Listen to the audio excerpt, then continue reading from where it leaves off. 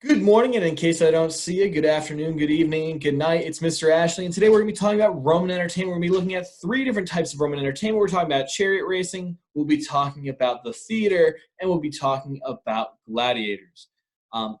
One thing before we go on, that my expectations for today's class is that you do the CNN 10, that gets turned in. That's how I'm taking attendance today. So make sure you do the CNN 10 assignment.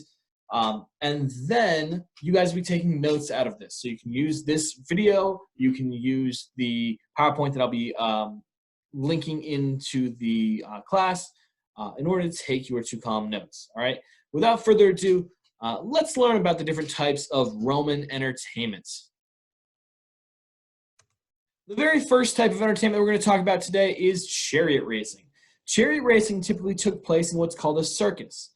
The biggest of these circuses was the Circus Maximus, and it seated about 150,000 people. Now, take this into perspective, that most major league professional ballparks today hold somewhere between 30 to 80 or 90,000 people. 150,000 people, that's a ton of amount of people, especially back then, and especially for such a venue, right? To make this immense venue for people to watch racing is pretty innovative for the time period. But how it would look, it kind of looks like a NASCAR race here. You see that there's fans that are set up right here where the audience can sit, and then they'd watch the races that go around and around and around. Of the different types of entertainment we're going to see, chariot racing is one of the most dangerous forms. This is because of a few things. The first thing is the difference between 2- and 4-horse racing. Now, these are the only real types of racing you'd see going on in chariot racing. The 2-horse race would be much safer. So it's just 2 horses, they're linked together. The racer has to work extremely hard with their horses to make sure that they can keep stride, that they can keep pace with one another, and so that they don't go, one doesn't go too fast and the other go too slow, and one drags and one pulls, to make sure that the chariot stays stable. A lot of times you'd see that if one horse pulls too hard, the chariot would start to wobble and flip over, and that's not good for the rider. The other reason here is for 4-horse racing. Now, 4-horse racing is much more difficult. You'd expect having more horses would actually make your chariot faster, but it actually makes it slower. The 2 horses in the middle are still the only 2 horses that are really pulling and making you go faster. It's harder to keep all the horses in sync.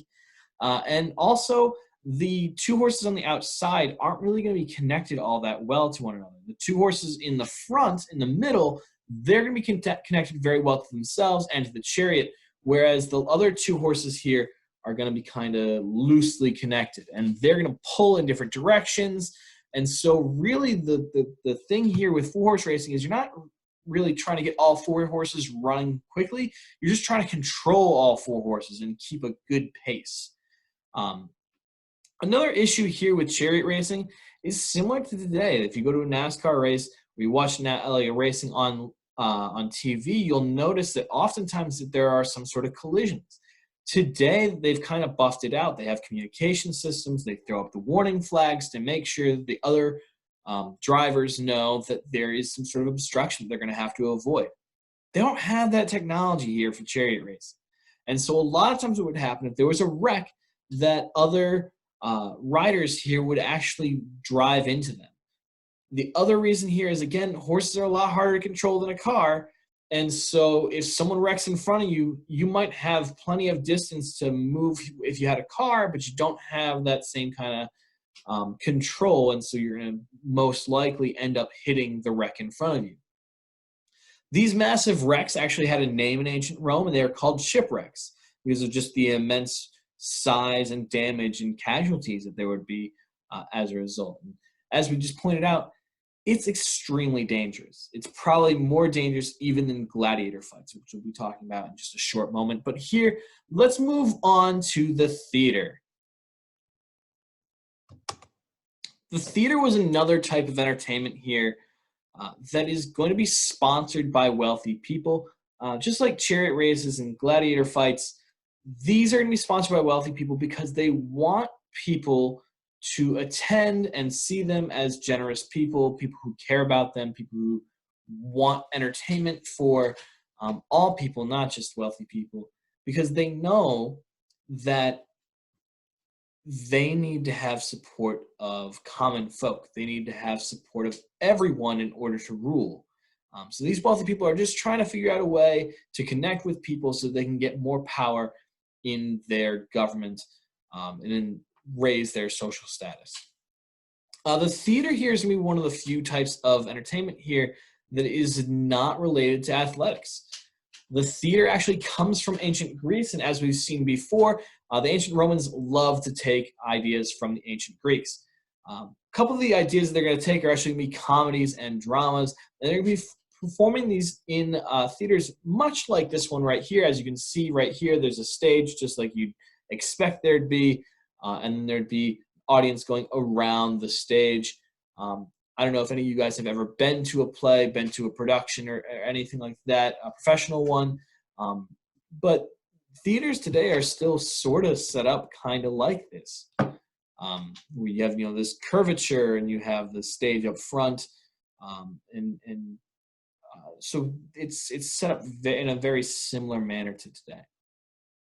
Also, for those of you guys who hate mimes, mimes are going to be created in ancient Rome, so you can thank them for your nightmares. Let's move on to gladiator fights. We'll talk about those for a little bit, and then we'll talk about one of the most famous gladiators of them all. Well, I don't know my own PowerPoint all that well. We'll actually talk about the Colosseum first, because the Colosseum is going to be the host to a number of different types of entertainment. The first one is one that you probably wouldn't expect, is naval battles. The Colosseum was actually the host to naval battles. What they would do is they'd flood the Colosseum, and they would bring navies in, and they would practice maneuvers and mock battles. This wasn't the most common occurrence in ancient Rome, but it did happen. One of the other things here is there'd be public executions. This would sometimes be held at the Colosseum, other times be held at mountains and things like that. And the ancient Romans were pretty messed up in the way that they liked to kill people. One of the things that they would like to do is they'd like to use animals to do their bidding. So a lot of times what you'd see, one of their favorite ways to kill people was to slather them up with honey and get bees and have the bees sting them to death. These kinds of executions were so popular in ancient Rome, there was actually markets where the government could go and buy animals to use to kill people. Another very famous type of public execution that they would have, didn't necessarily happen in the Colosseum, usually would happen on top of a mountain, would be crucifixion. And for those of you guys who know what crucifixion is, it'd be, it's the same fate that Jesus faced, where he was strapped up to the cross. He was nailed through his hands, through his feet, and it's a very painful way to die, where you're not actually dying from blood loss, but actually from suffocation. You're being held up so long, your lungs and your diaphragm start to expand, and they can't contrast, and then you can't get air in. It's a very long and painful type of torturous death. And the final thing here would be the gladiator fights happening in the Colosseum. And I know this is what you guys probably are immediately thinking about. When we talk about ancient Rome, you're thinking about the gladiator fights, and you're thinking about how they're blood sport and how these people are going to these events just to see people kill each other. And that's not really what's happening here. Very rarely did a gladiator fight end with a death. In fact, only about 10% of all gladiator battles had a gladiator actually dying. We don't see that iconic, in the films you see like a gladiator fighting, and then they're begging for mercy, and the emperor either goes, thumbs up, like, yeah, you're going to live, or thumbs down, because I want you to die. That doesn't really happen. It happens, occasionally, but it's not very common. And the reason here being is that gladiators are an expense. We'll talk about that in a second here. But gladiator fights are going to be most often sponsored by the emperor, again, trying to get this kind of goodwill from their people. So basically, let's hold this big, this big gladiator fight, this big naval battle, this big theater production or chariot race, and let the people come and watch it. They don't have to pay. We're gonna pay. We're gonna, show them a good time, and maybe they'll like us more. Again, think of the gladiator fights as more like wrestling today, where you're not like pulling your punches, but you're not trying to kill someone, right? You're just trying to wound them. A lot of times we think about gladiators fighting with swords and tridents and that kind of stuff, and they did, but usually they were trained to hit a sword against a sword and make it look dramatic and make it look like this big spectacle. At the end of the day, you don't really see them attacking one another with the weapons. Those kinds of attacks would be more hand-to-hand kind of attacks on one another. And the other thing that would happen here for gladiator fights is animals. Now, they would fight animals. This would be where the most of the deaths in terms of gladiators comes from. Obviously, animals are uncontrollable. You can't tell an animal not to kill something. But we would see a lot of death of these animals. The ancient Romans would go all around the world, especially to northern Africa, and catch whatever they could. Lions, tigers, bears, elephants, hippos, rhinos, whatever they could, bring them back to Rome, put them in the Colosseum, and have gladiators fight against them. It'd be fairly similar to the fights that you guys see in this bottom picture right here, where there's a group of gladiators and they're fighting together against the animals. This is going to lead to the extinction of many different types of animals in northern Africa, and is the main reason why there are no lions in northern Africa. But let's take a second here and let's learn about gladiators and what a gladiator had to go through in order to become a gladiator. So the first thing to note here is that gladiators are not, for the most part, volunteers. Usually they were slaves, they were prisoners. They're not soldiers, they're not anyone who wants to go out there and fight, they're forced to fight.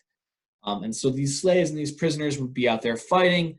And this is why we don't, back then the ancient Romans didn't want them to kill one another. They're an investment. If you buy, one of these people and you have them, killed in the first fight, you just lost all that money. What they would want them to do is they'd take them to these gladiator schools where they learn how to fight with weapons without actually hitting each other, learn how to wound each other, learn how to, fight and have these kind of, big spectacles. It's a very entertaining thing, but there's not a lot of actual, physical attacks. So again, gladiators are trying to wound one another. They're not trying to kill each other. And the average gladiator would have about 40 fights in their career. This is very similar to a boxer today. And again, a boxer doesn't go out there and try and kill their opponent. They're just trying to wound their opponent. They're trying to knock them out. They're trying to beat them up. But they're not trying to kill their opponent whatsoever. And the same thing happens here with these gladiator fights. Gladiator fights were very well trained. They were very, officiated.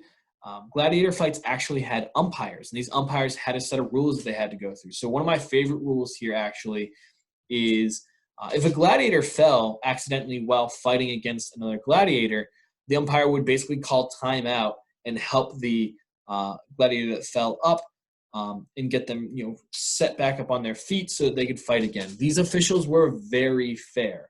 They wanted these fights to be as fair as possible. And so that's why we don't really see too much death in the gladiator fights, or at least as much as we'd expect. But let's learn about one of the most famous gladiators to ever walk the earth. This is Spartacus. And Spartacus was originally a Roman soldier who deserted, who left, who ran away from being a soldier. He didn't really like fighting. He didn't really want to, die for this cause and that kind of stuff. So he tries to run away, and he ends up getting captured. And his punishment is now he is going to be a slave. So he becomes a slave, and he is trained as a gladiator. And from what we understand, he was a pretty good gladiator. He was, won a lot of his battles. But in 73 BC, he's actually going to lead a rebellion at one of these gladiator schools. He is going to get a bunch of different gladiators who are training to take up arms. They're going to fight their way to the weapons that are being stored at the gladiator school. They're going to take the gladiator weapons, and they're going to run away. They're going to run to Pompeii. they're going to run to Mount Vesuvius.